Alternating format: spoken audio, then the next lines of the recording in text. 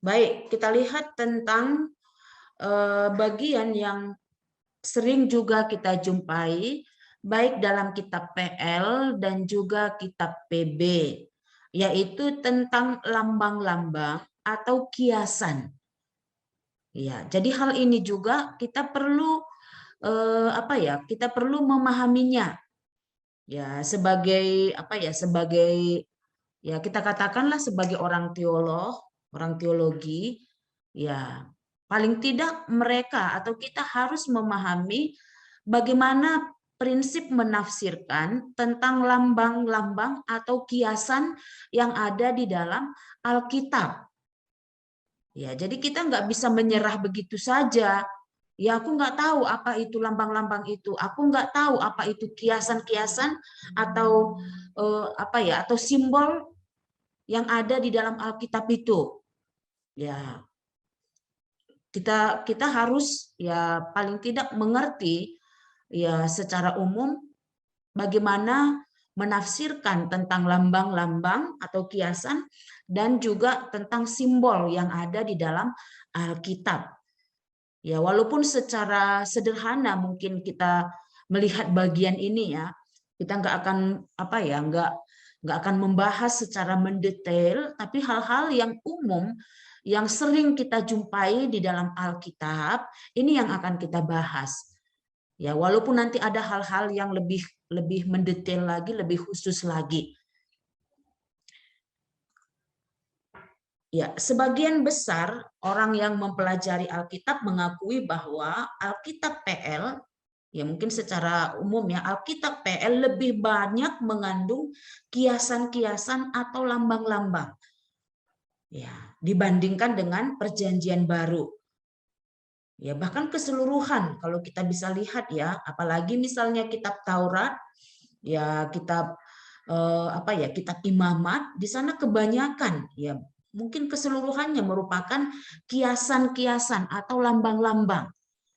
Ya, dan kita perlu memahami apa makna atau apa arti daripada kiasan-kiasan yang disampaikan di sana. Ya, dan Tuhan pasti punya tujuan, punya maksud ketika Dia menyatakan tentang hal ini kepada setiap para penulis Alkitab.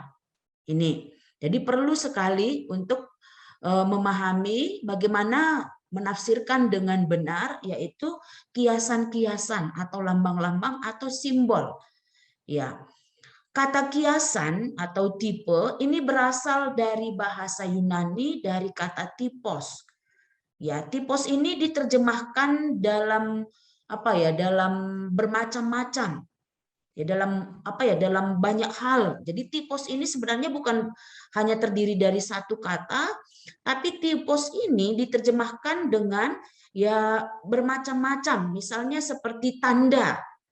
Ya, tanda atau bentuk atau model atau contoh. Ya, jadi tipe atau typos ini ya dia bisa ya seperti tanda atau juga misalnya bentuk atau model atau contoh. Dan tanda, bentuk, model, dan contoh ini bisa berupa orang atau manusia. Dan bisa juga berupa kejadian atau peristiwa atau benda. Jadi kiasan ini ya yang tadi bisa dalam bentuk ya dia bisa seperti tanda atau bentuk atau model atau contoh.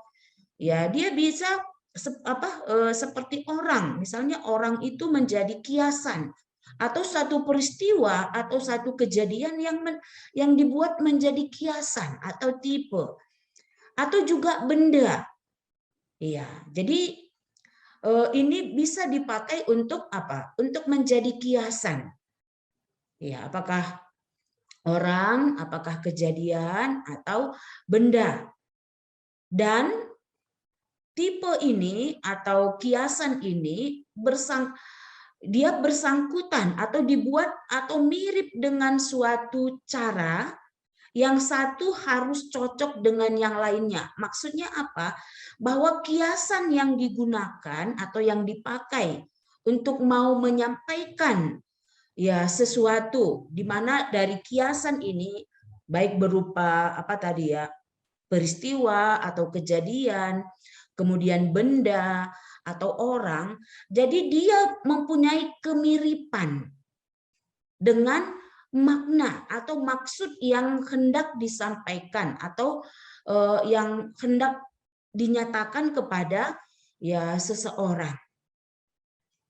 Ya, jadi kalau ada kiasan ya atau lambang-lambang ini ya apakah dia berupa kiasan itu berupa orang atau peristiwa atau benda, ya kiasan itu dengan makna yang akan dinyatakan melalui kiasan itu dia mempunyai kemiripan. Ya, atau yang satu di mana kiasan dengan maknanya itu harus cocok satu dengan yang lain. Jadi tidak ada pertentangan. Ya, namanya pun kiasan atau lambang ya. Pasti kiasan yang dipakai ini atau lambang yang dipakai ini dia mau menjelaskan apa? Menjelaskan sesuatu. Ya, melalui kiasan atau lambang ini. Sehingga orang yang mendengar atau orang yang menerima berita itu, mereka paham, oh ini maksudnya. Itu ya. Mungkin ya hampir mirip dengan kalau kita lihat dalam Perjanjian Baru perumpamaan, tapi ini punya perbedaan. Ya, nanti ketika kita belajar perumpamaan, kita bisa melihat perbedaan antara lambang, kiasan dengan perumpamaan ini. Ya, jadi ini ya, kalau kita melihat khususnya dalam Perjanjian Lama karena di sana banyak kita jumpai tentang kiasan-kiasan atau lambang-lambang. Ya, karena kesulitan ini juga banyak orang mengabaikan. Misalnya tadi contohnya seperti kitab Imamat ya. Di sana banyak kita jumpai kiasan atau lambang-lambang. Ya, karena kita kurang memahami apa maksud dari kiasan atau lambang-lambang itu sehingga kita nggak tertarik untuk membacanya. Padahal apa? Padahal ada makna, ada maksud yang hendak disampaikan oleh Allah. Ini. Dan Allah memakai kata ini, Allah memakai kiasan atau lambang-lambang ini ketika dia mau menyatakan firman-Nya. Jadi nggak bisa kita katakan apa, ya aku nggak mau, nggak bisa itu. Allah pakai cara ini. Atau Allah pakai jenis atau genre ini untuk apa? Untuk menyatakan kebenarannya, untuk menyatakan firman-Nya. Jadi bagian kita apa? Ya kita harus ya mempelajari, ya kita harus memperhatikan ya bagaimana ya prinsip untuk memahami atau melakukan pendekatan atau penafsiran kepada kiasan-kiasan atau lambang-lambang ini. Jadi kembali, kiasan itu bisa berupa orang, peristiwa berarti ada satu kejadian ya ini, kemudian benda, di mana kiasan yang dipakai ini mirip atau cocok dengan maknanya, dengan artinya ini nanti. Jadi nggak akan ada pertentangan. Ini dia. Nanti mungkin kalau kita lihat kalau kita lihat contohnya mungkin nanti bisa kita paham ya. Kemudian kita lihat kapan sebuah kiasan benar-benar adalah kiasan. Karena ada juga dia seperti dipakai di sana orang, kemudian kejadian atau peristiwa, kemudian benda, tapi dia bukan merupakan kiasan. Jadi kita harus memahami kapan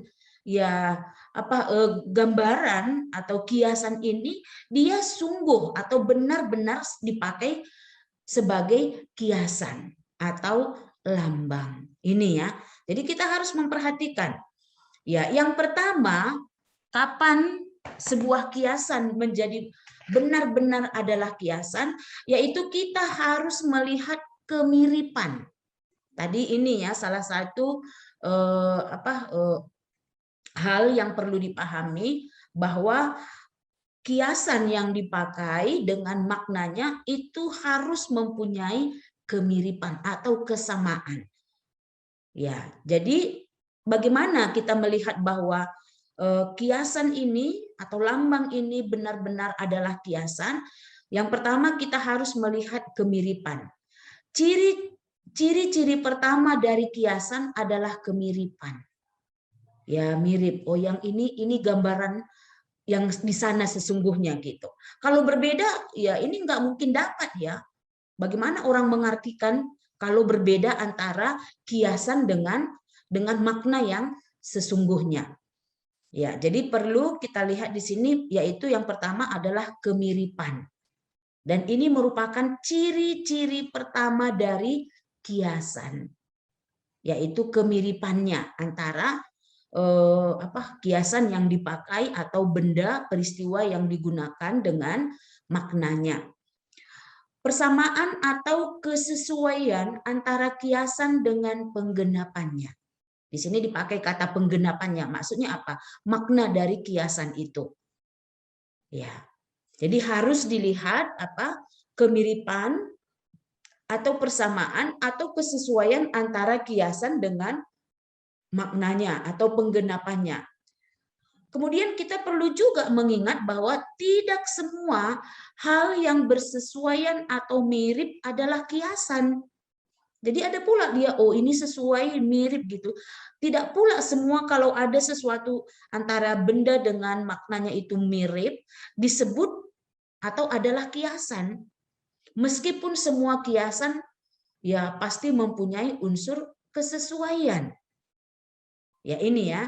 Jadi tidak semua hal yang bersesuaian atau mirip itu adalah kiasan.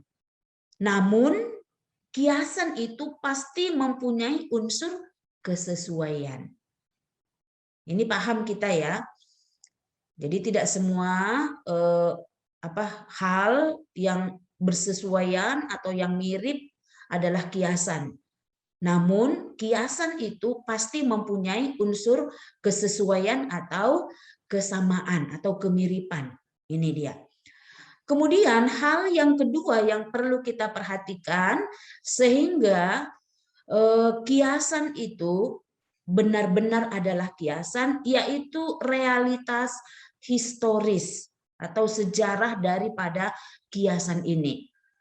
Ya, baik itu orang-orang atau kejadian-kejadian atau peristiwa atau benda di dalam PL yang dibuat menjadi kiasan, ya, kita harus melihat realitas sejarahnya atau historisnya.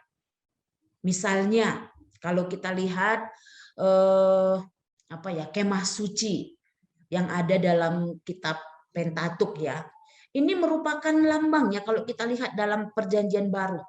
Ya, apa maknanya? Apa penggenapannya? Kalau di sini dipakainya kata penggenapannya, apa arti? Apa penggenapan daripada kalau dikatakan bahwa kemah suci ada di tengah-tengah kemah-kemah orang Israel?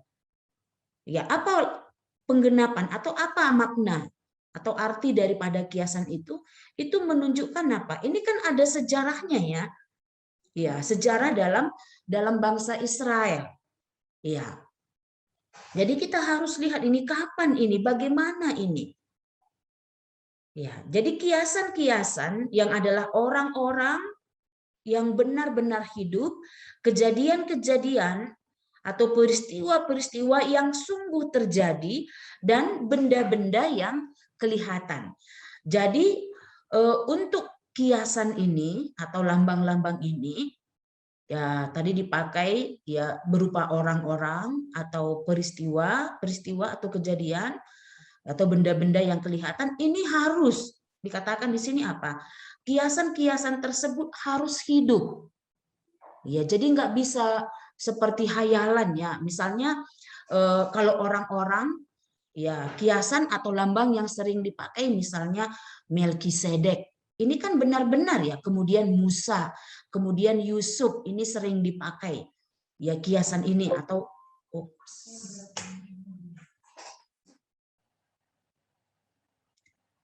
ya kita lanjutkan ya. Jadi Kapan sebuah kiasan itu benar-benar adalah kiasan? Yang pertama tadi kita harus melihat kemiripan atau persamaan atau kesesuaian antara kiasan dengan penggenapannya atau maknanya. Kemudian yang kedua yang perlu kita lihat adalah realitas historis, ya, atau sejarah dari kiasan yang dipakai, baik berupa orang-orang atau kejadian-kejadian atau benda-benda lain. Jadi semuanya harus hidup. Ya, jadi peristiwanya benar-benar terjadi, itu maksudnya ya. Atau kejadiannya benar-benar terjadi. Jadi nggak bisa seperti dongeng, enggak. Ini peristiwanya benar-benar ada. Ya, benar-benar terjadi dan orang-orangnya juga benar-benar nyata.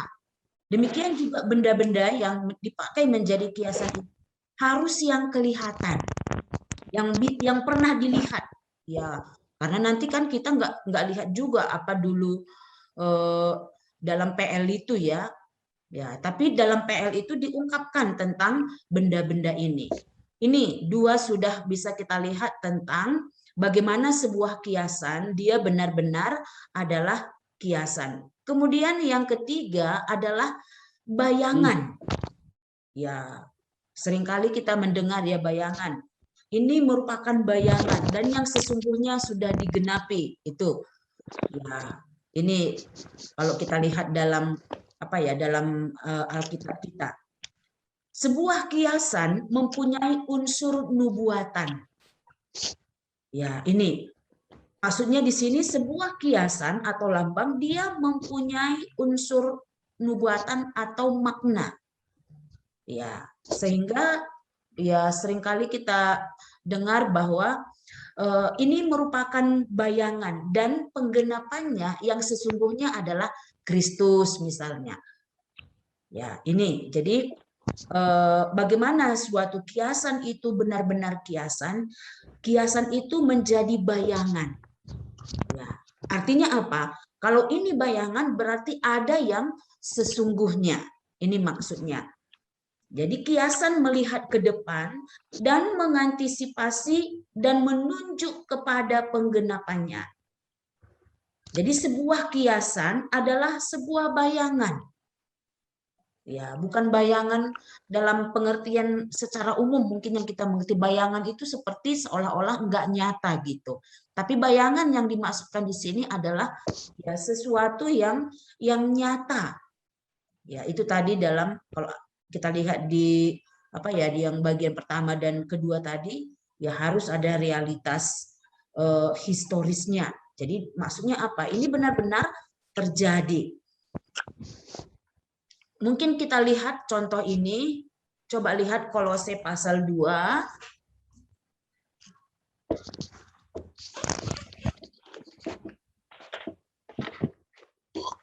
ayat 17. Silakan Wilson bisa baca.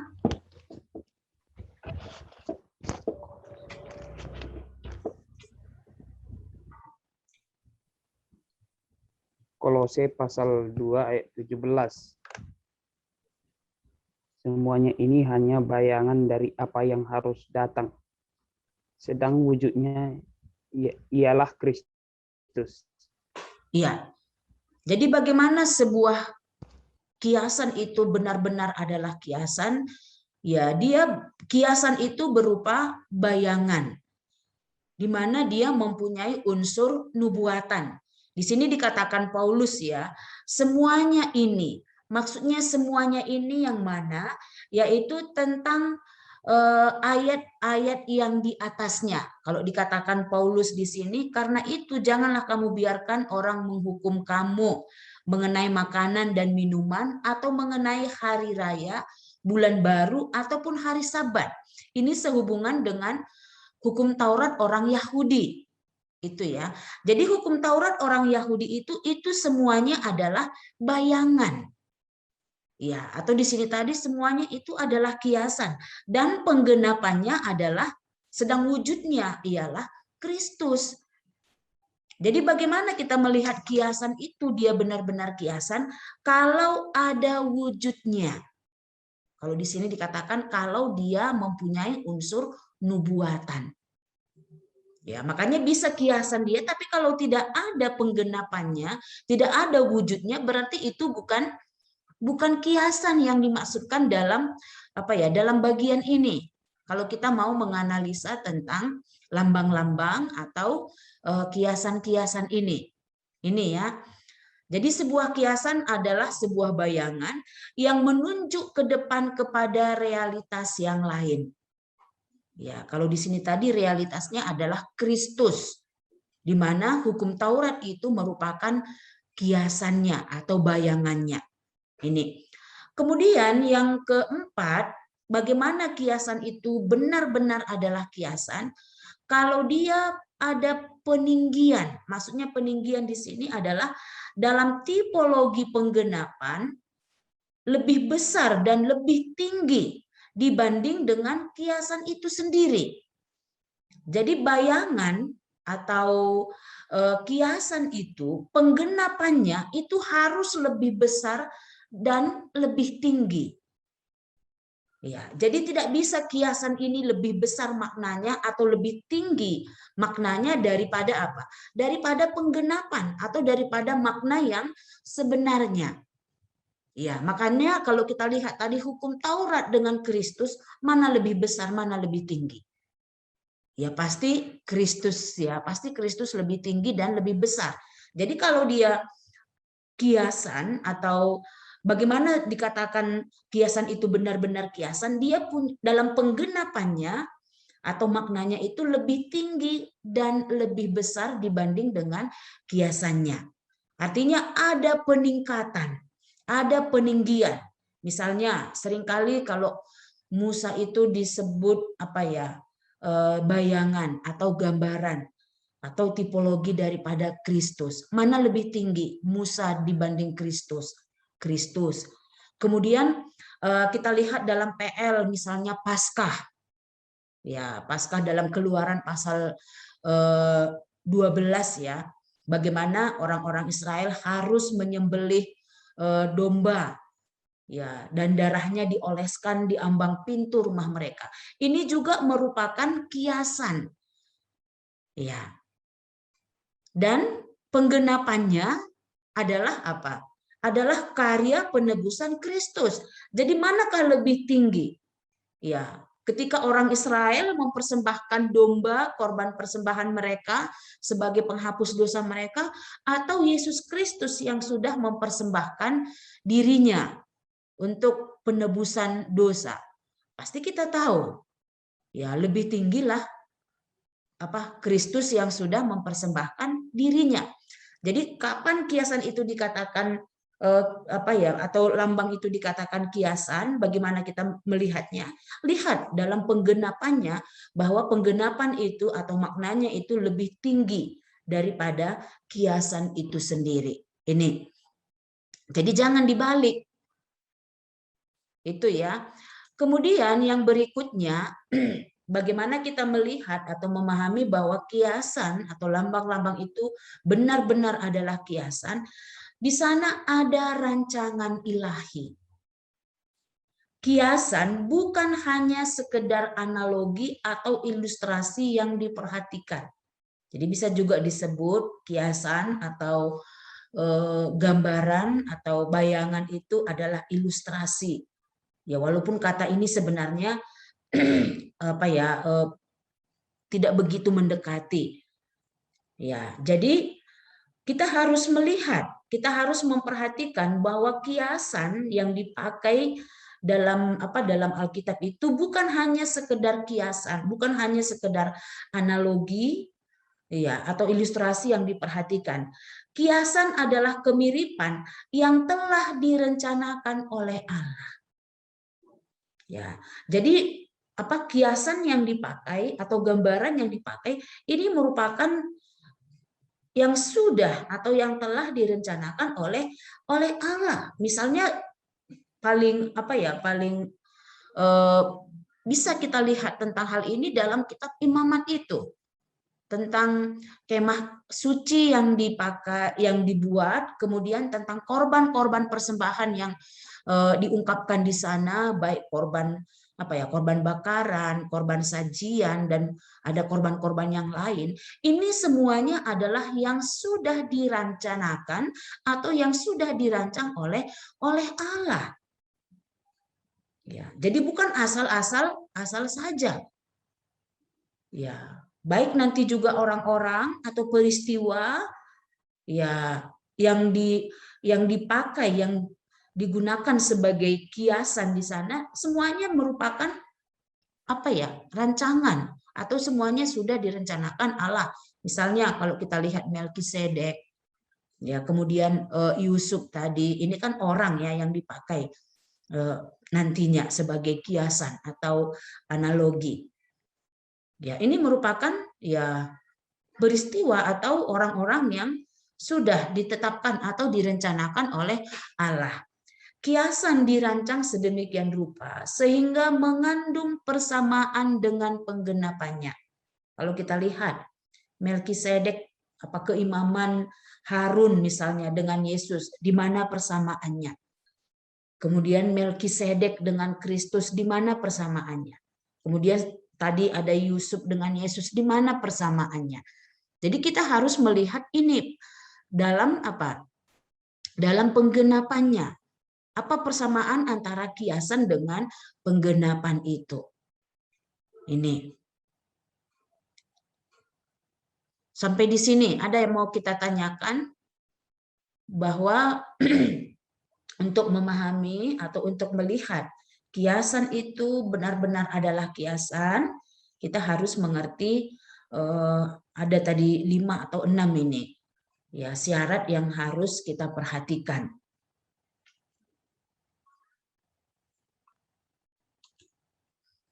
Kalau tidak ada, ini ada ada contoh beberapa kiasan dan kita bisa melihat penggenapannya dan di mana itu tertulis.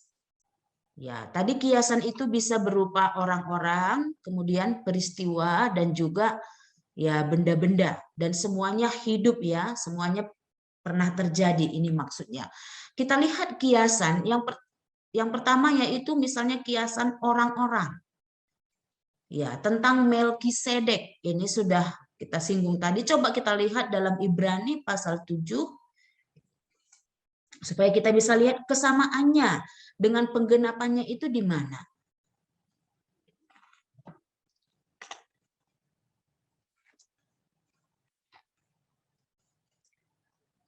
Ibrani pasal 7 ayat 3, kemudian ayat 15 sampai ayat 17. Silakan si Cecil baca.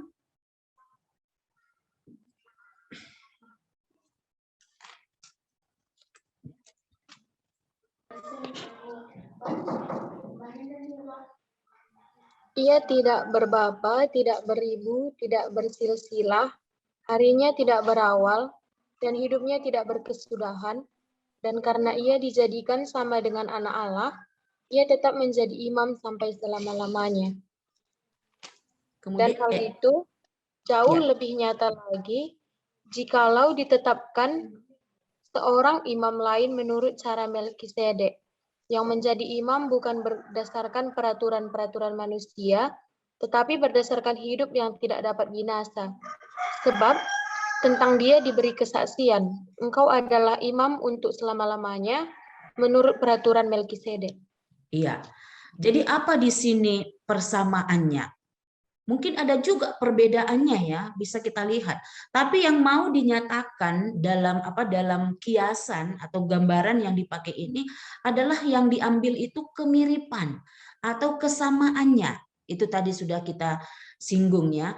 Jadi Melkisedek dengan Kristus, kalau kita lihat judul pasal 7 kitab Ibrani ini, yaitu Kristus dan Melkisedek.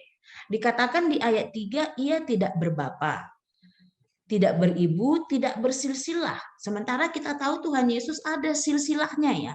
Jadi inikah yang dimaksudkannya di sini? Pasti bukan. Berarti yang mana?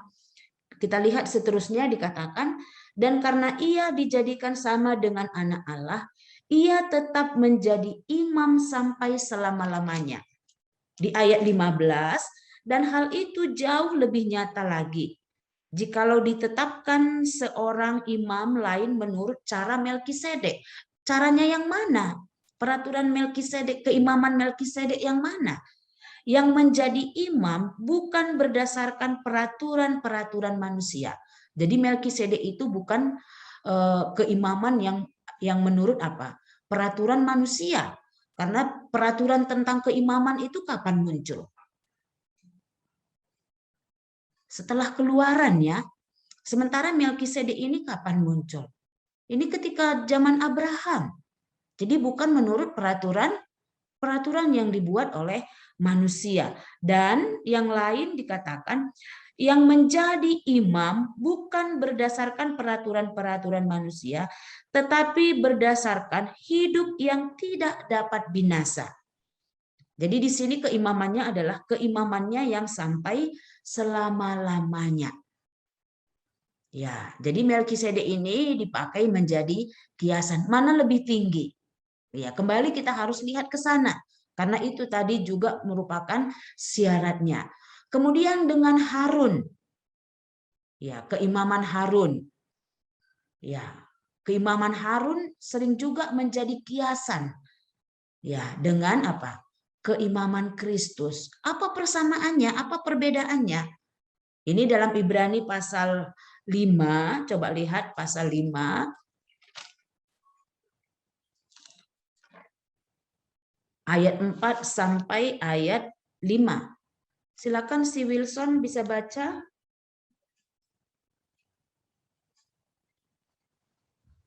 Ibrani pasal 5 ayat 4 sampai 5. Dan tidak seorang pun yang mengambil kehormatan itu bagi dirinya sendiri, tetapi dipanggil untuk itu oleh Allah, seperti yang telah terjadi dengan Harun.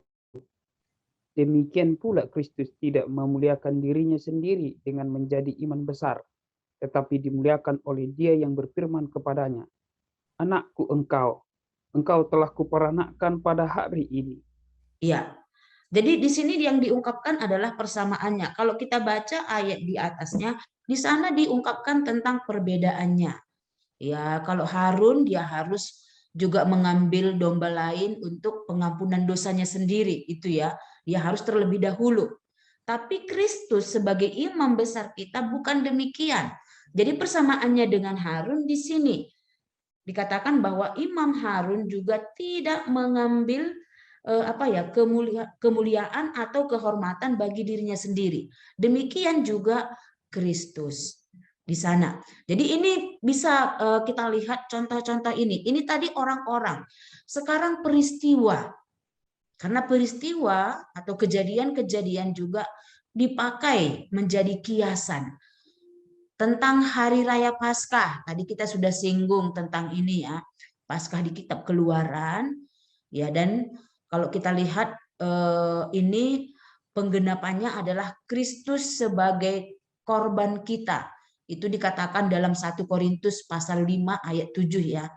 Ya, domba kita juga sudah disembelih yaitu Kristus, itu dikatakan.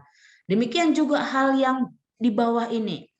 Nanti bisa saya bagi ini untuk kita semua. Jadi nggak usah ribut-ribut menulisnya ya. Iya, jadi nanti saya kasih ini. Jadi ini ya, kita sudah mengerti tentang kiasan dan dan bagaimana penggenapannya.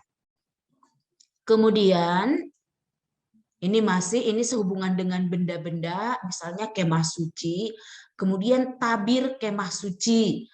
Ada korban bakaran, ada korban sajian, ada korban keselamatan. Ini dalam kitab Imamat ini. Ya. Dan dalam kitab PB biasanya banyak kita jumpai kiasan itu dalam kitab Ibrani ya. Ya ini. Kemudian ada korban penghapus dosa, kemudian korban penebus salah. Jadi banyak sekali korban-korban persembahan dan semuanya ini merupakan kiasan dan ada penggenapan atau maknanya. Dan kembali kiasan ini biasanya apa? Ya lebih rendah, jadi lebih tinggi maknanya. Ini. Kemudian kita lihat bagaimana kita menafsirkan kiasan. Jadi di sini ada langkah-langkah untuk menafsirkan kiasan. Ya, yang pertama, kita menentukan pengertian harfiah dari kiasan itu. Di mana kita bisa menemukan artinya? Ya, Alkitab juga mungkin pasti ya mengungkapkan tentang kiasan atau lambang-lambang itu. Misalnya tentang kemah suci dalam kitab Keluaran. Di sana diungkapkan bahwa kemah suci ini menyatakan kehadiran Allah atau tiang api dan tiang awan misalnya. Kemudian roti mana, ini merupakan lambang-lambang semuanya atau kiasan. Ya, jadi kita harus melihat arti mungkin secara harfiahnya dulu, arti daripada kiasan itu. Ya, baru nanti bisa kita temukan makna teologisnya. Ini langkah-langkahnya. Jadi menentukan pengertian harfiah dari kiasan itu.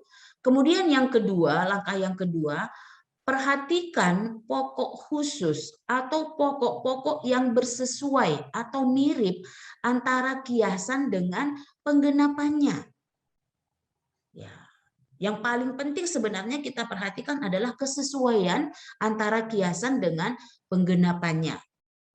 Ya, Alkitab sendiri mengungkapkan, tadi kita lihat misalnya Imam Harun dan juga Melkisedek, di mana kesamaannya, kemiripannya atau kesesuaiannya dengan penggenapan atau yang sesungguhnya. Kalau ini tadi bayangan, yang sesungguhnya itu siapa? Kalau dia orang. Kalau peristiwa apa? Ini ya. Kemudian yang ketiga, kita harus memperhatikan aspek-aspek khusus dari kontras. Jadi ada juga perbedaan ya antara kiasan dengan penggenapannya atau maknanya. Ya. Jadi kita harus memperhatikan aspek khusus ini yaitu kontras atau perbedaan dengan tujuan apa? Untuk mencegah kita sehingga apa? Ya, sehingga kiasan atau lambang itu tidak menjadi menjadi berlawanan atau menjadi bertentangan dengan maknanya. Ya, misalnya ya ada orang yang mengatakan ini contoh yang salah ya, mengatakan bahwa ketika Simpson mengalahkan singa di padang di padang, dikatakan ini kiasan, ini gambaran bagaimana Yesus mengalahkan iblis di padang gurun. Ini bukan kiasan ya. Ya, ini bukan kiasan. Walaupun ya seolah-olah ya memang benar ya Yesus mengalahkan iblis ya. Dan Simpson juga memang mengalahkan singa. Tapi ini bukan kiasan. Ya. Kemudian kontras atau perbedaan yang lain, ya tadi sudah kita lihat apa perbedaan antara Harun dengan Kristus, antara Melkisedek dengan dengan Kristus. Kemudian demikian juga peristiwa-peristiwa. Ya, misalnya peristiwa Paskah dalam kitab Keluaran atau juga setiap kali orang Israel membawa korban persembahan, korban penghapus dosa kepada imam. Apa perbedaannya? Ya, kita harus lihat unsur-unsur yang kontras atau yang berbeda sehingga apa? Sehingga tidak menentang atau berlawanan dengan dengan maknanya. Ya. Jadi yang dipakai atau yang dilihat dalam kiasan ini adalah kemiripan atau kesesuaiannya. Ini dia. Kemudian yang keempat, langkah-langkah lain untuk menafsirkan kiasan, perhatikan pernyataan langsung di dalam Perjanjian Baru yang menegaskan kembali hubungan tipologinya atau kiasannya atau gambarannya. Jadi harus kita memperhatikan. Ya, kalau mungkin sulit kita menemukan perbedaan atau kesamaannya, tapi lihat apakah tipologi ini atau kiasan ini ya dinyatakan dalam kitab Perjanjian Baru. Ini. Karena ada juga ya mungkin bukan hanya ada, banyak dalam kiasan atau tipologi yang memang hanya untuk untuk apa ya, pernyataannya atau penggenapannya mau disampaikan oleh para penulis PL untuk orang-orang pada zaman itu. Ya, misalnya nanti bisa kita lihat, misalnya ketika apa ya, ketika Hosea misalnya, ketika Tuhan menyuruh dia untuk mengambil istrinya Gomer, ini kan lambang juga ya, kiasan. Kemudian apa? Ini kan penggenapannya pada masa itu. Ya, kemudian ketika Yehezkiel misalnya disuruh Tuhan, coba tidur kamu, hadapkan mukamu ke arah selatan, miringkan sekian hari. Kemudian masak makananmu dengan kotoran manusia katanya. Kemudian Yehezkiel nggak mau ya, akhirnya dengan kotor. Apa maknanya? Nah, ini kan maknanya ada penggenapannya di dalam pada zaman itu. Ya, ada maksud yang mau dinyatakan pada masa itu. Ya, jadi ada bagian lain yang memang harus kita perhatikan tentang kiasan ini, maknanya atau penggenapannya di dalam Perjanjian Baru. Jadi ada dia penggenapannya atau maknanya itu di dalam kitab itu sendiri, di dalam kitab PL itu sendiri. Di mana Allah mau secara khusus menyatakan apa yang sedang, misalnya apa yang sedang terjadi di tengah-tengah orang Israel ini. Tetapi kita harus lihat juga ya pernyataan atau makna atau penggenapan dari kiasan itu dalam kitab Perjanjian Baru. Ya, jadi kita harus membedakan ini penggenapannya di mana, penggenapannya pada peristiwa mana, dan lihat ada di PL dan di PB. Jadi untuk memudahkan ini, ya tadi memang sudah ada tabel-tabelnya ya tabel-tabelnya. Jadi sudah gampang kita melihatnya. Oh ini tipologinya atau kiasannya, ini artinya. Oh di sini tertulis gitu dalam PB. Biasanya maknanya itu diungkapkan dalam kitab PB. Tapi ada tadi dalam kitab PL dan itu sehubungan dengan makna pada atau artinya pada zaman itu. Ini. Sampai di sini tentang kiasan atau lambang-lambang ada mau kita tanyakan sebelum kita melihat bagian yang lain.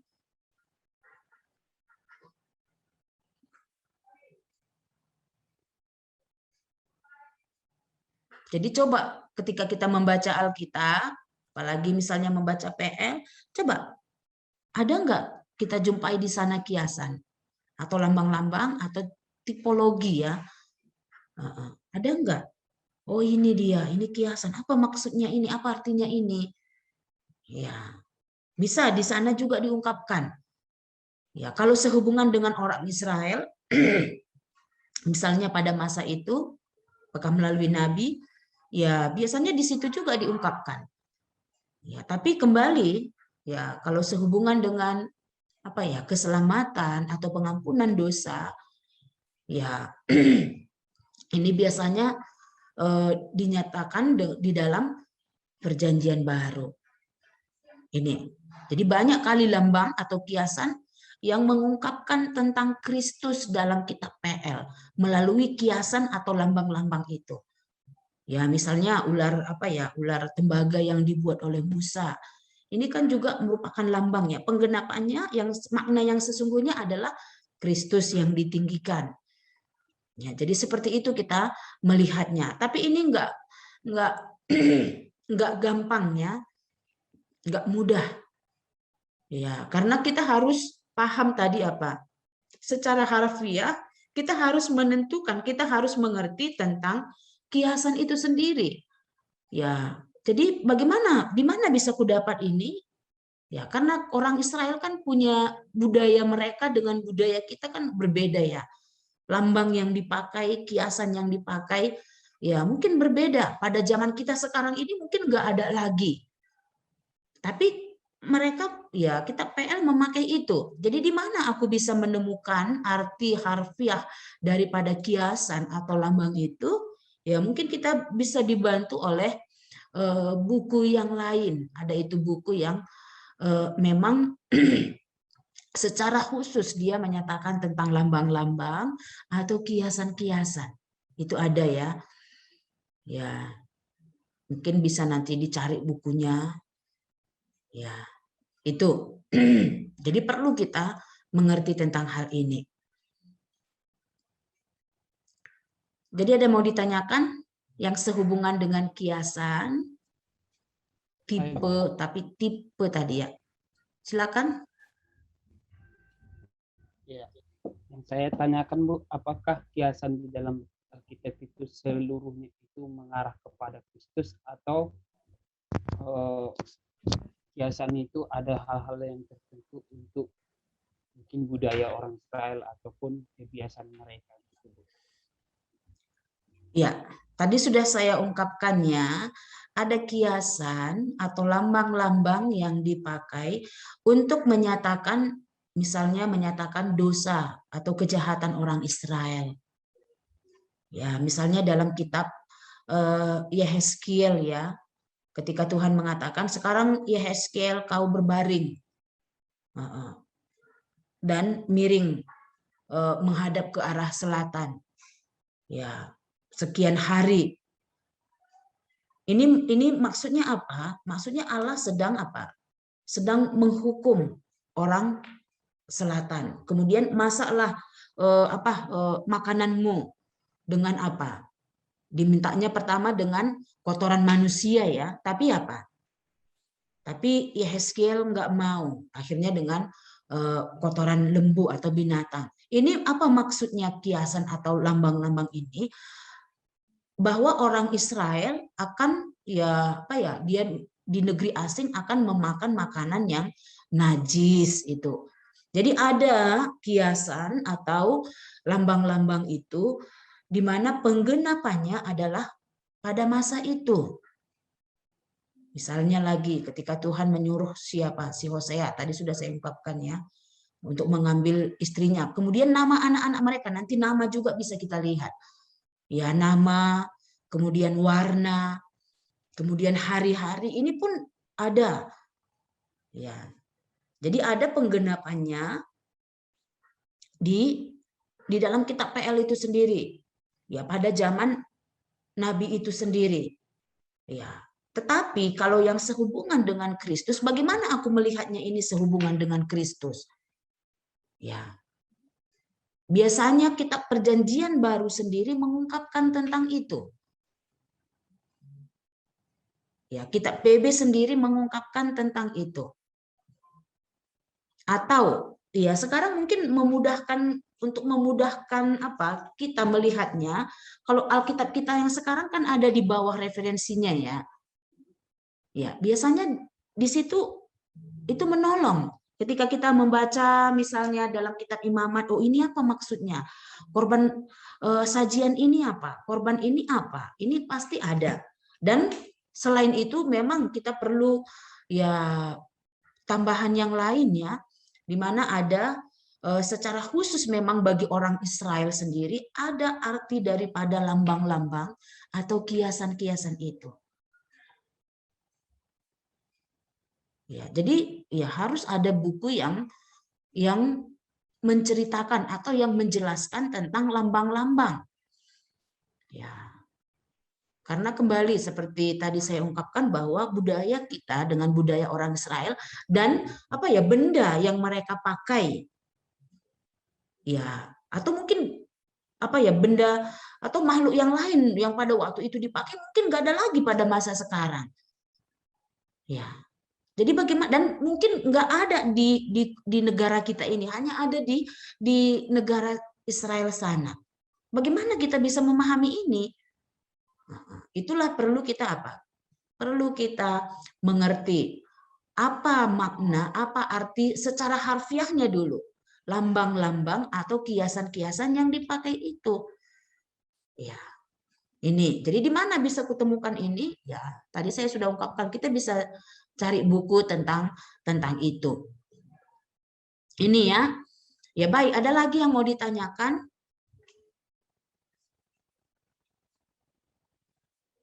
Baik, kalau tidak ada kita lanjutkan ke bagian yang lain, yaitu simbol. Tadi tipe atau lambang atau kiasan. Sekarang bagian yang kedua yaitu simbol. Di mana simbol ini juga ya banyak kita jumpai dalam Alkitab kita. Simbol atau lambang adalah objek, artinya atau nyata, maupun dia dalam bentuk apa ya, imajiner atau dalam bentuk apa, dalam pikiran kita atau dalam khayalan, mungkin itu ya. Jadi simbol atau lambang ini adalah objek, ya, baik itu nyata ataupun imajiner, atau tindakan yang diberi makna tujuan untuk menggambarkan, bukan menyatakan ciri-ciri dari objek lain. Maksudnya objek penggenapannya, objek yang sesungguhnya. Ya, jadi simbol ini adalah simbol atau lambang ini adalah objek. Ya, dia bisa berupa, dia bisa dalam bentuk nyata atau bisa juga dalam bentuk imajiner. Ya, maksudnya imajiner, imajinasi ini apa? Misalnya kalau kita lihat simbol yang dipakai dalam apa ya, kitab Daniel misalnya, itu kan bisa enggak nyata ya, misalnya ada apa, singa yang mempunyai sayap, ya sepanjang kita tahu di bumi ini belum ada singa yang bersayap ya, ya, dan ada tanduknya kambing itu yang 6 itu enggak pernah kita lihat. Jadi ini dipakai. Jadi walaupun dia nyata, kalau kambing bisa oke, nyata. Tapi dengan tanduk-tanduknya itu enggak pernah nyata. Dengan banyak tanduknya itu. Demikian juga dalam kalau kitab PB misalnya, kitab Wahyu, di sana banyak simbol atau lambang. Ya. Dan tujuannya ini untuk menggambarkan. Misalnya kalau dalam kitab Daniel kita bisa lihat ada di sana apa? Beruang, kemudian ada singa, ada kambing, ada domba. Ini melambangkan, menggambarkan misalnya kerajaan Media Persia, kemudian kerajaan Yunani, kerajaan Romawi. Ya, jadi semua lambang atau simbol ini ada, merupakan atau menjadi gambaran.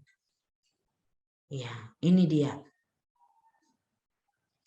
Jadi ini pun harus kita perhatikan juga ya, kita harus mengamatinya juga dengan apa, dengan ya sungguh-sungguh juga harus melihatnya. Ya, kalau ini simbol, ini berarti dia ada tujuannya, dia mau menggambarkan. Dari simbol itu dia mau menjelaskan atau menggambarkan suatu objek atau sesuatu yang lain. Ya, di mana ciri-ciri dari simbol itu ya ada pada objek atau gambaran atau penggenapannya itu. Ini dia. Di sini ada penjelasan bahwa baik simbol maupun kiasan masing-masing mewakili sesuatu yang lain. Itu tadi sudah jelas ya. Ya, tetapi kiasan mewakili sesuatu yang akan datang. Ya, jadi kiasan itu dia mewakili sesuatu yang akan datang, sedangkan simbol tidak mempunyai referensi waktu. Bisa pada waktu itu dan bisa juga pada waktu yang akan datang. Tapi kalau dia kiasan, dia mewakili sesuatu yang akan datang. Tapi kalau dia simbol, ya dia bisa pada waktu itu dan juga bisa pada waktu yang akan datang. Jadi bagaimana kita menentukannya? Ya, di situ kita perlu ya apa ya, mungkin ada kembali ada buku atau sesuatu yang bisa menolong kita untuk memahami ini ya. Jadi nggak gampang untuk mengartikannya, apalagi dalam kitab Wahyu misalnya kita lihat tentang simbol-simbol itu ya, sehingga ketika kita baca, aduh apa ini maksudnya, akhirnya kita mengabaikannya saja ya. Ini tentang simbol. Ini ada beberapa contoh ya tentang simbol, objek atau tindakan atau simbol yang tadi sudah kita bahas. Ada simbol ilahi, di sini ada pedang di sebelah timur Taman Eden. ketika Allah ya mengusir Adam dan Hawa keluar dari Taman Eden, kemudian Allah dikatakan meletakkan atau ya meletakkan di sana ada kerub atau malaikat, dan ada 2 pedang, ada pedang di sana. Ini merupakan simbol ya. Ini maknanya apa? Putusnya persekutuan antara manusia dengan Allah. Ya, walaupun di sana diungkapkan supaya manusia itu tidak memakan buah itu gitu ya. Buah kehidupan itu.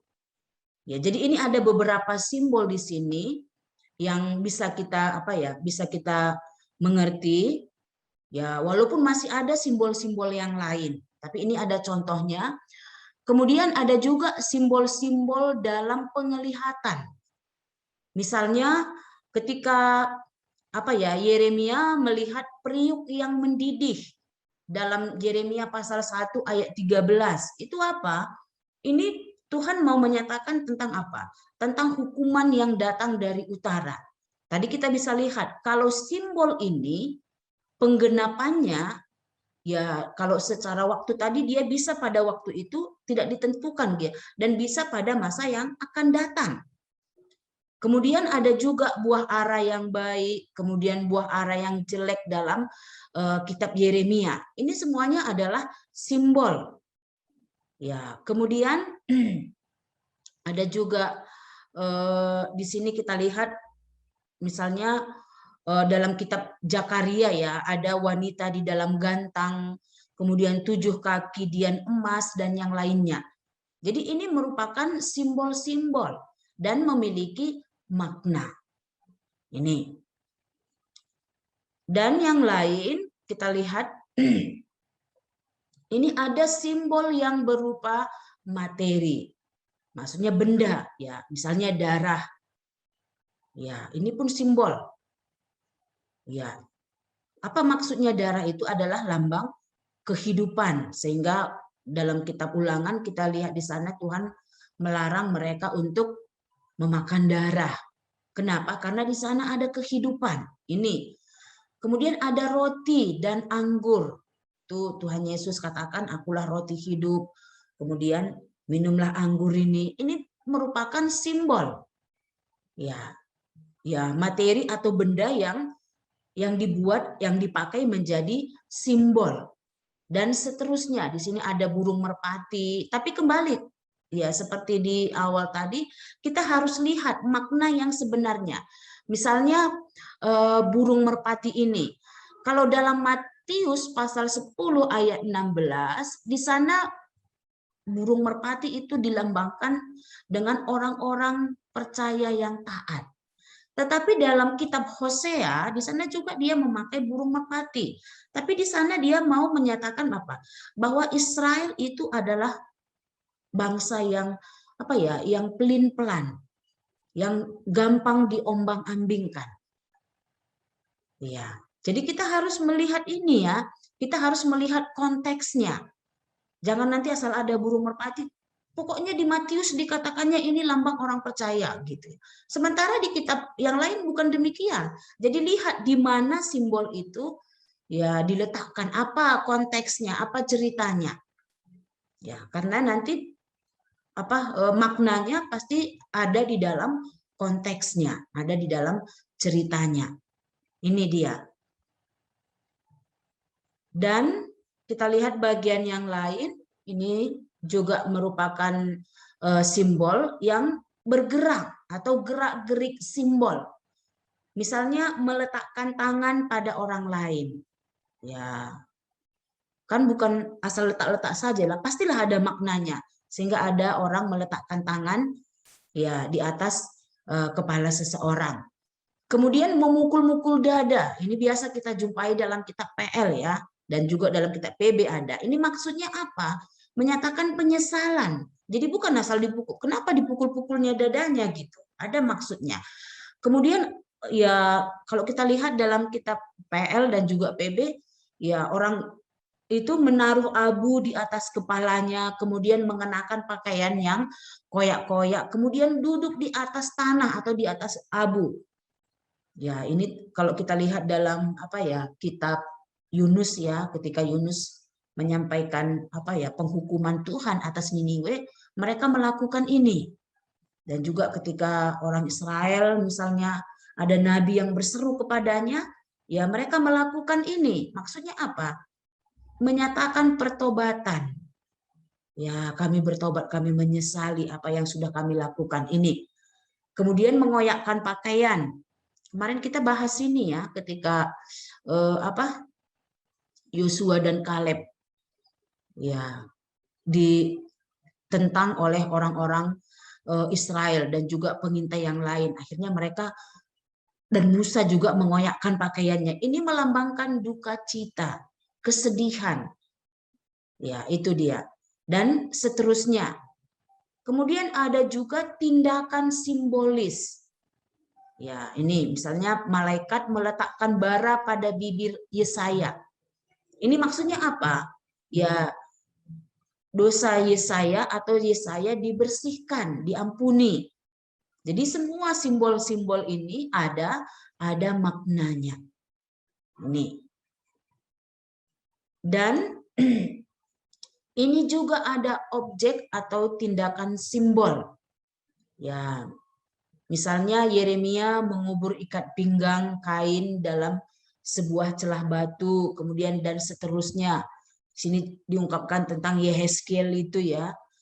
Ya, dan seterusnya nanti bisa dilihat tentang contoh-contoh ini. Ini tentang simbol. Jadi kita bisa melihat apa perbedaan kiasan atau lambang dengan simbol. Walaupun ya banyak juga persamaannya. Ini masih contoh daripada simbol-simbol itu. Itu tadi tentang simbol. Ada mau kita tanyakan? Dan simbol ini ada juga bagiannya. Ada angka-angka dan ada juga warna. Tadi simbol-simbol itu seperti apa? Kita sudah lihat ya. Kemudian kita teruskan dulu. Angka-angka yang menjadi simbol. Angka-angka sering kali digunakan untuk gagasan-gagasan. Ya, tapi di sini kita harus hati-hati. Bukan berarti asal ada angka di situ, berarti ada maknanya. Misalnya, Tuhan Yesus memberi makan 5.000 orang dengan 5 roti dan 2 ikan. Apa artinya 5 ini? Apa artinya 2 ini? Nah, ini kita harus cari ya, enggak pula asal ada angka di sana berarti ini merupakan simbol, tidak. Ya. Jadi kita harus mengerti. Ya. Yang biasa kita lihat yaitu angka 7 yang menyatakan kesempurnaan. Di sini ada contohnya. Mungkin kita lihat ya, Kejadian pasal 1 ayat 12. Tanah itu menumbuhkan tunas-tunas muda, segala jenis tumbuhan-tumbuhan yang berbiji, dan segala jenis pohon-pohon yang menghasilkan buah yang berbiji. Allah melihat bahwa semuanya itu baik. Iya, maksudnya yang mana ini? Hari pertama, hari kedua, ketiga gitu ya. Kemudian yang lainnya nanti bisa dibaca ini ya, tentang angka 7 yang sering dilambangkan artinya adalah kesempurnaan. Tetapi ini peringatan, ini perlu kehati-hatian. Meskipun beberapa angka mempunyai konotasi simbolis karena asosiasinya, hal ini tidak menjadi dasar untuk memberikan makna tertentu kepada angka-angka selain daripada makna harfiahnya yang normal. Ya maksudnya apa? Kalau memang di situ diungkapkan 5 roti 2 ikan, berarti ada 5 roti di sana dan ada 2 ikan itu. Ya, jadi ini yang pertama yang harus memang kita perhatikan. Kalau memang 7 hari dikatakan di sana Tuhan menjadikan, berarti 7 hari, hari 1, hari 2, hari ketiga gitu. Jadi ini ya normalnya dulu kita perhatikan ya. Jadi jangan langsung, oh ini ada angka. Cari, ini nanti kita cari pun nggak akan kita jumpai ini ya. Ya ini tentang angka-angka. Kemudian ada nama-nama simbolis. Ya, nama-nama orang dan tempat, jadi bisa nama orang dan juga bisa nama tempat, apakah nama desa, nama kota, atau nama sesuatu, di dalam Alkitab memiliki arti penting simbolis. Jadi ada juga maknanya, dengan mungkin ini sehubungan dengan arti ya, kalau dalam kalau dalam budaya orang Ibrani, nama itu menunjukkan siapa dia, menyatakan bagaimana dia. Ya, ini. Jadi nama-nama orang dan tempat di dalam Alkitab memiliki arti penting simbolis, tetapi kembali ini ada perhatian, tetapi kita sebaiknya jangan melihat simbol dalam nama atau tempat kecuali jika Alkitab menyatakannya. Jadi kalau Alkitab kita nggak mengungkapkan ya bahwa nama orang atau nama tempat ini merupakan simbol, jangan kita paksakan itu menjadi simbol. Ya, sehingga harus kita cari arti atau maknanya. Ya, jadi Alkitab sendiri mengungkapkan kalau memang itu simbol atau lambang, dia akan mengungkapkan arti atau ya maknanya. Ya, jadi ini menjadi perhatian kita. Kadang-kadang nama diberikan berhubungan dengan kondisi kelahiran. Ya, seperti ini ya, misalnya nama Paulus. Ya, kalau dikatakan Paulus artinya itu kecil. Jadi orang mengungkapkan apa? Mungkin Paulus orangnya agak kecil gitu. Ya, terus kalau misalnya pincang dia, jadi nama orang itu nanti bisa menunjukkan dengan kondisinya atau keadaannya. Ya, secara lahiriah ya. Kalau buta dia, ya, atau kalau dia bagaimana, pokoknya itulah. Jadi nama itu, makanya kalau orang Ibrani, kalau kita cari apa arti namanya ini gitu.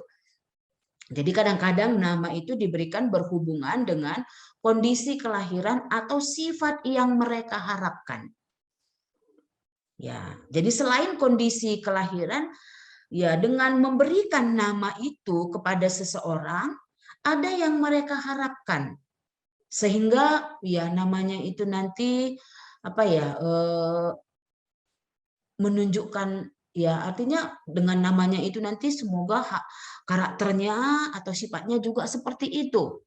Ya, ini mungkin bukan hanya dalam budaya orang Ibrani ya, mungkin dalam semua suku mungkin ya ada hal seperti ini, di mana nama diberikan kepada seseorang itu ada harapan yang mereka yang mereka inginkan, rindukan dari dari arti daripada nama itu sendiri. Ya, kalau kita lihat dalam kitab PL secara khusus nama-nama mereka, bahkan nama Allah sendiri ya. Ya, misalnya El Roy, El Shaddai, ini kan menunjukkan siapa dia. Jadi dari namanya itu menyatakan siapa dia. Ya. Demikian juga ya dalam kitab PB, ketika orang tua memberikan namanya, ya ada yang dia harapkan di sana. Ini. Kemudian yang ketiga dengan nama-nama simbol ini, nama tempat, ini tempat, kadang-kadang mempunyai arti penting dalam hubungannya dengan peristiwa yang terjadi di tempat itu. Ya, ini bisa kita lihat ya dalam kitab PL biasanya. Misalnya kemarin kita, atau mungkin di kelas kita atau di kelas yang lain. Ya, mungkin di kelas ya dalam kitab Bilangan itu. Sehingga ketika Tuhan menunjukkan murkanya di sana, sehingga tempat itu dinamai Tabera, di mana Allah menunjukkan murkanya dengan api.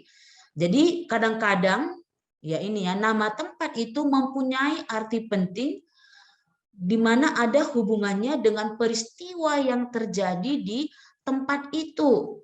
Misalnya Hagar. Ya. Ketika malaikat menjumpai dia, dia menamai tempat itu menjadi Lahairoi. Ya, malaikat Tuhan. Jadi sampai hari ini nama tempat itu adalah ini. Kemudian kota Luz, yaitu ketika Yakub pergi ke rumah pamannya, ya karena saudaranya Esau mau membunuh dia, kemudian di jalan waktu dia tidur, ya dalam mimpinya dia melihat ada ada tangga, dan dia mengganti nama itu, membuat nama tempat itu menjadi Betel. Bet itu tempat, El itu Allah, ya tempat Allah itu ya. Jadi nama suatu tempat ya kadang-kadang mempunyai arti penting ya sesuai dengan apa? Peristiwa yang terjadi di tempat itu. Ya, nanti coba lihat dalam kitab kitab Hakim-Hakim atau kitab Yosua ya, ketika mereka melakukan sesuatu di daerah atau tempat itu, tadinya nama kota itu ini, ya kemudian mereka ganti dengan nama baru ini. Jadi bagaimana kita bisa mengerti ini? Ya kembali kita baca Alkitab. Alkitab sendiri, ya kita tahu Alkitab menafsirkan Alkitab. Maka Alkitab sendiri mengungkapkan arti daripada kalau itu nama tempat, kemudian kalau itu nama orang, pasti di sana diungkapkan. Misalnya Daniel, apa artinya Daniel?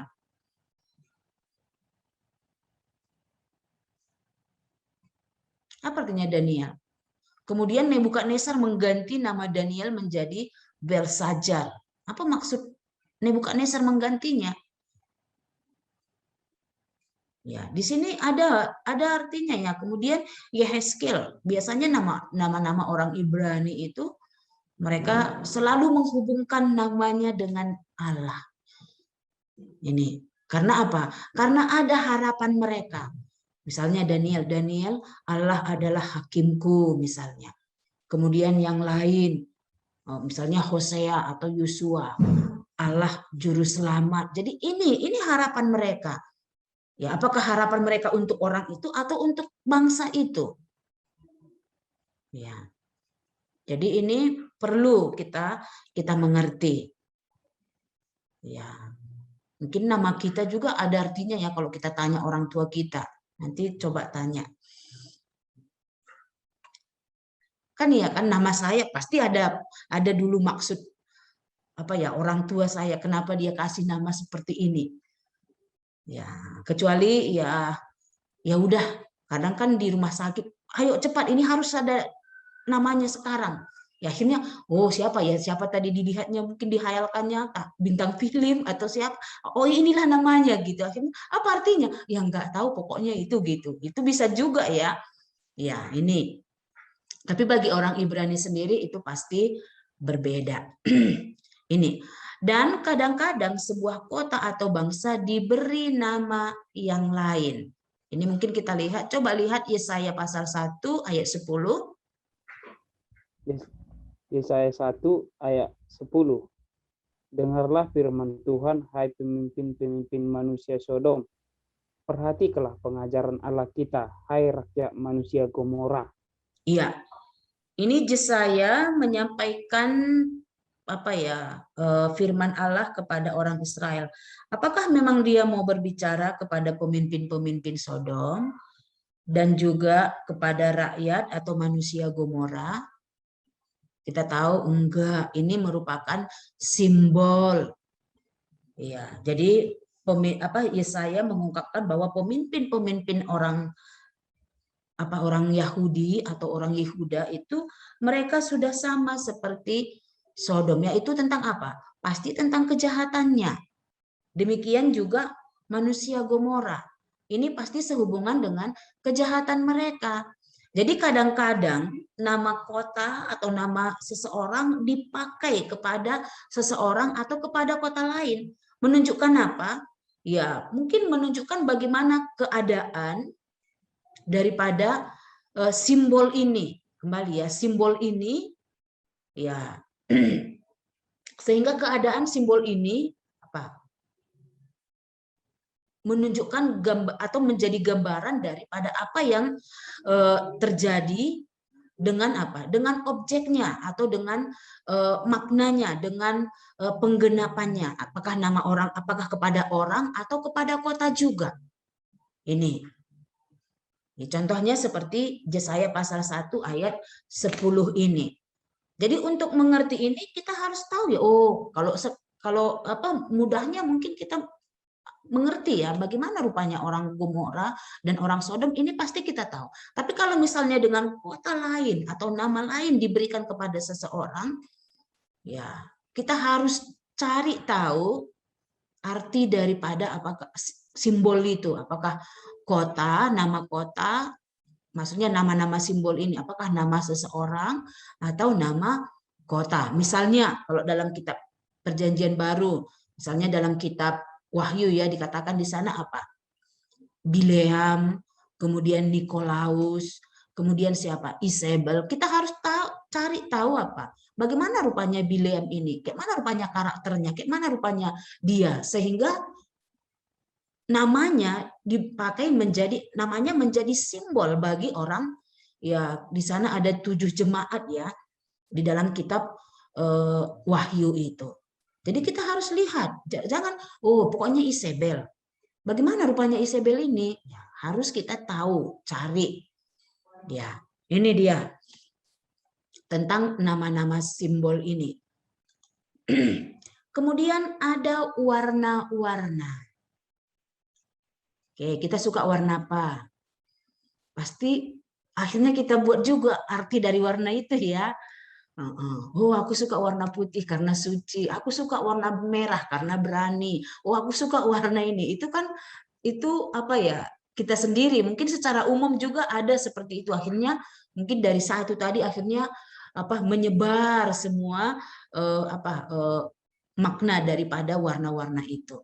Tapi bukan demikian di dalam Alkitab. Walaupun di sana ada warna-warna yang menjadi simbol. Iya.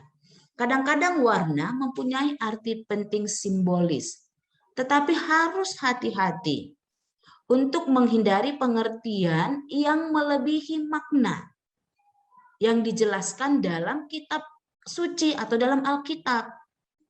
Ya, jadi jangan, ini baju sianum, misalnya dalam kitab PL atau kitab PB. Mungkin kalau kita lihat kitab kitab Imamat di sana ada warna-warna, itu memang ada artinya apa warna itu. Ya. Tapi kalau memang dikatakan nggak diungkapkan di sana tentang simbol-simbol, ya berarti nggak perlu kita cari apa makna atau apa arti daripada warna-warna simbol itu atau warna yang diungkapkan di sana. Ya. Jadi perlu kehati-hatian. Di sini ada beberapa warna yang kita jumpai dalam Alkitab yang mengungkapkan arti daripada warna simbol itu. Misalnya warna ungu.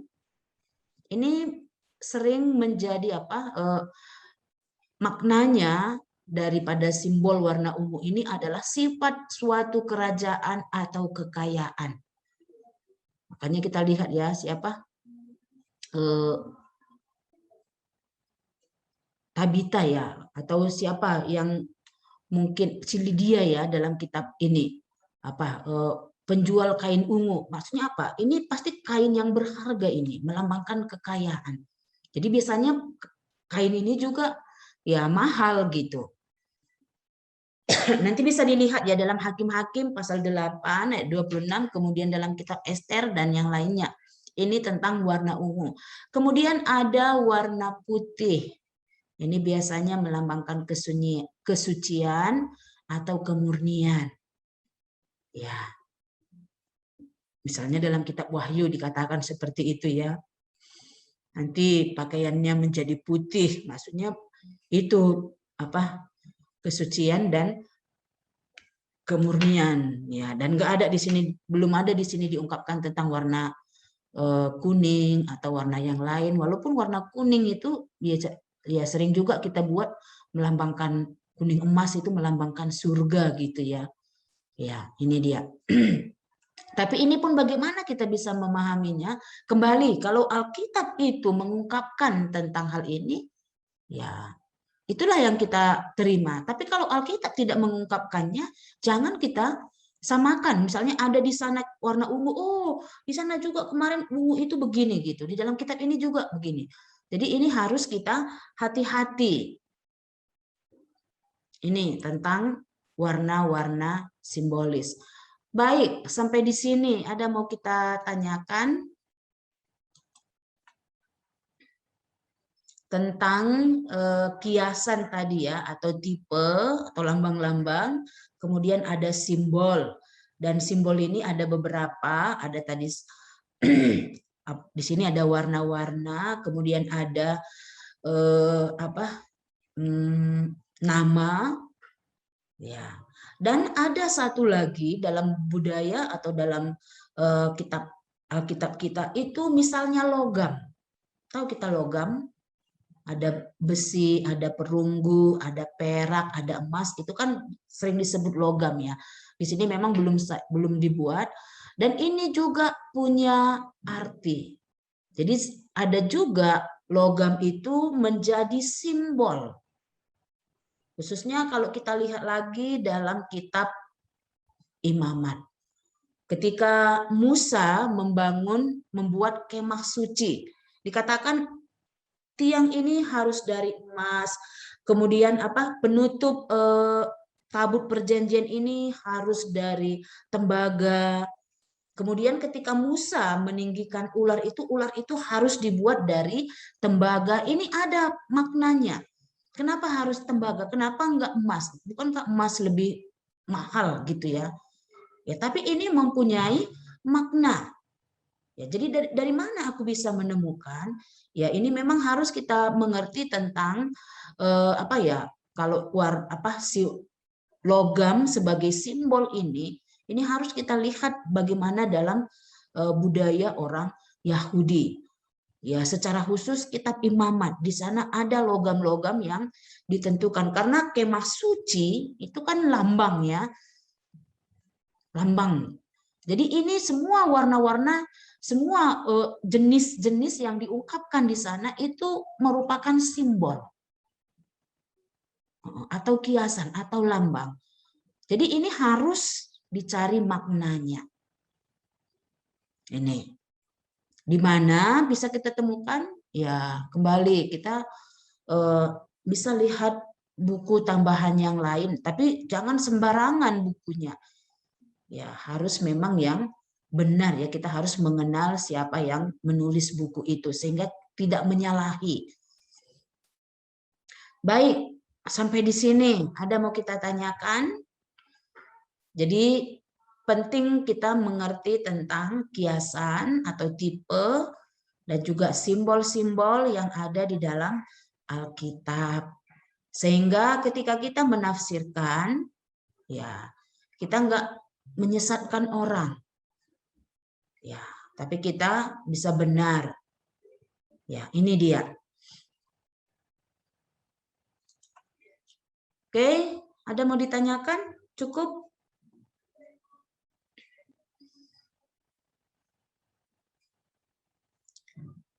Ya, nanti saya kirim materinya ini. Maksud saya supaya apa? Supaya kita cek Alkitabnya ya. Ya, walaupun enggak tugas, ini bukan tugas, tapi saya harap beberapa mungkin kita cek supaya kita mengerti, oh ini maksudnya. Jadi bukan asal dituliskan, asal dibuat gitu. Dan supaya kita jangan sembarangan menafsirkannya. Kita mulai lebih berhati-hati lagi ketika kita bertemu dengan simbol atau tipe atau kiasan. Baik, kalau tidak ada mau ditanyakan, kita cukup untuk hari ini. Mari kita akhiri, kita berdoa. Kita berdoa. Kami memuji-Mu, Allah kami, Tuhan Yesus, Juru Selamat kami. Kalau kami boleh bersama-sama belajar pada sore hari ini tentang bagian di dalam Alkitab yang mungkin kami menjumpainya ketika kami membacanya, yaitu tentang tipe atau kiasan-kiasan dan juga simbol, di mana Tuhan menyatakan dirinya kepada penulis Alkitab ada dalam bentuk kiasan di sana dan juga ada simbol-simbol. Kami bersyukur kepadamu Tuhan Yesus, kalau ada kesempatan bagi kami untuk bisa memahami walaupun bukan seluruhnya dan walaupun tidak sempurna, tapi ada bagian sedikit kami bisa mengerti. Sehingga ketika kami membaca Alkitab, kami berjumpa dengan kiasan, dengan simbol, dengan tipe, kami sudah mulai memperhatikan apa yang Tuhan maksudkan dalam bentuk itu. Tolonglah kami dalam semua keterbatasan kami, supaya Roh Kudus menolong kami untuk memahami bagian ini. Dan kami berdoa kepadamu Tuhan Yesus, kalau ada bagian yang tidak kami pahami, biarlah pada waktu di mana Tuhan melihat kami sudah tepat untuk memahaminya, biarlah pada waktu itu Tuhan membukakannya bagi kami. Terima kasih Tuhan Yesus, Kau sudah memberkati kami. Terima kasih kalau perkuliahan kami pada sore hari ini berjalan dengan baik. Kami mengaku Tuhanlah yang sudah menolong kami. Di dalam nama-Mu Tuhan Yesus kami berdoa dan bersyukur. Amin. Baik, sampai jumpa ya. Ya, terima kasih Bu, selamat sore. Terima kasih, selamat sore.